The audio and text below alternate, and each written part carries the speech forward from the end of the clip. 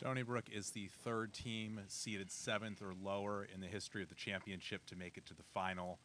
The second 7 seed joining East Carolina in 1993 and 8 seed Elon in 2021. Start with an opening statement from Coach.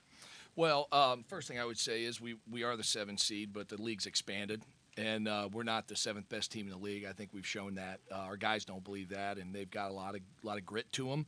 I think that it was a great win for us. Hofstra has pounded on us for years. If you were to go look at the historic record, we have hardly beaten them ever. So to play them and beat them in such a meaningful game is huge for our players, the program, the community, the university. A lot goes into this, and a lot of people put a lot of resources into being competitive in hoops, and so it's always hard. And thankful we won. Let's start with questions in the room for Tyler. Matt. Wait for the microphone, please. Matt Truckinelli from Herb FM Sports Radio. So just talk about the ending of that game. With about 2:15 left, you guys went on a 10-0 run, and with approximately 35 to 40 seconds left, then with a deficit cut down to 4. So just talk about the ending to that game. Well, they did a great job. We had a good lead. Tyler Thomas can make unbelievably hard shots. He's the best hard shot maker, maybe in the country. I mean, listen. I'm not going to tell you he's the national player of the year, but I am going to tell you that you give a guy a jump shot with contested, he makes some really hard ones. And that one he hit over Mido to get it to a single possession game was ridiculously hard. I thought we made him work for him, and it doesn't matter. Great offense beats good defense. But his percentage tonight was where we needed it. He didn't have the hot night, but he's going to make shots when he can get them off like that. So it was that. We had one turnover. I mean, I'd have to watch the film. It looked like it hit the kid in the hands, and he just didn't catch it for whatever reason. But it'd be good if we caught the ball in that situation moving forward. We'll talk about that. Nick and then Jaden. Nick and then Jaden. Nick in the front row, and then Jaden. Tyler, 40 minutes tonight. You played a double overtime game last night. What was your mindset in the toughest moments? I mean, you played a lot of minutes of basketball over the last 2 days. I've done it before. Did it all last year, so, it kind of helped. And, big-time players just got to step up and, can't come out the game. I do things on both ends of the floor, so, just got to stay locked in.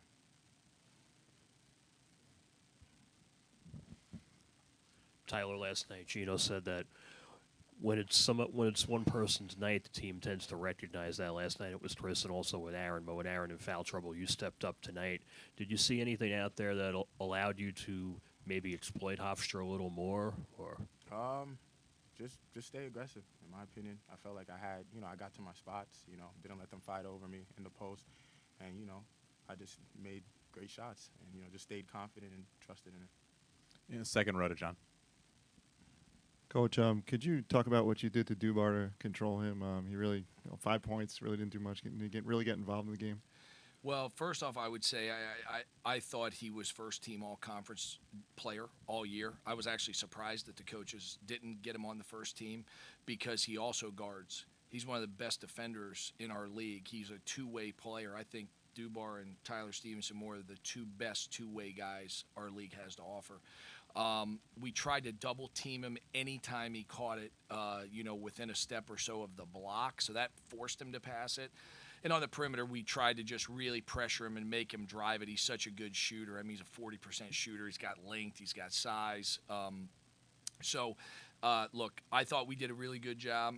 And anytime you do that, and I think I said this yesterday, and I felt like this off of Tyler's game yesterday, like when you have an elite offensive player and they don't have good stats, yes, it's defense, yes, it's game planning, but sometimes the guy just has a bad night, and I think it's a combination of all that, to be quite honest. I mean, Dubar, he had 32 or 34 on us in the first game and was why we lost. So I certainly know what he's capable of, and we tried this similar stuff that night, and none of it worked. So, give our guys credit for maybe playing a little harder to make those shots a little more difficult, but yeah, certainly got a lot of respect for Dubar. Jaden. Geno, and also for you too, Tyler. Last night you said that you guys have a belief that you can beat anyone. You've taken down the 2 and the 3 seed already this weekend, and you played Charleston close to one time. You had them earlier in the regular season. What kind of a challenge does that group represent after their comeback? its own comeback tonight, and what needs to go right for you guys to take down another one tomorrow? Well, first off, the good news is they played a football game today because Towson's so physical that I'm sure they got more ice packs going than we will, and we played one extra game. So hopefully they're beat up and sore, and they're great. I mean, they're a great team. They have a ton of depth. Probably they're just going to keep coming at you in waves and waves and waves. In the game at our place early, we had a 15-point lead. I think their depth just wore us down as the game went, and we got to make sure that tomorrow night we'll have adrenaline going. Guys are going to want to play. It ain't gonna matter about who's hurt and who's tired, but it'll be difficult because of how great they are. Not as much wouldn't matter if it was the first game of the tournament for us. If we'd have caught them in the 1-8 game, it was always going to be hard. They're the best team for a reason, and they've been the best team for 2 years that in our experience of the league. You want to answer? Talk too much. Go ahead. Next. Tyler, down the stretch, you had some huge stops, and you had a big three, and Noel had that big three. What I wanted to ask you was after the Delaware game, you said you had 4 more games to play, and those stops down the end got you the 4th game, and that's going to be the secret to your success tomorrow. Can you comment on coming back with the same intensity on such a quick turnaround after a double overtime game and then this war tonight? It's what you live for when you're a younger kid, to live in moments like this. I mean, this is my last ride. There's a lot of guys on the team's last ride, so we got to come to play. They're going to push the tempo, and we just got to stop them in transition and just play confidently. Coach, this is now the second elimination game in a row that you've got a huge boost from Mido. How much was that a part of your game plan, or did the ball just find him in the right moments? Well, we couldn't drive by their guards very well, and so they were pressuring us really, really hard and getting us extended. I mean, we had 15 turnovers. We played 50 minutes last night and had 6, and that was all their defense that caused them.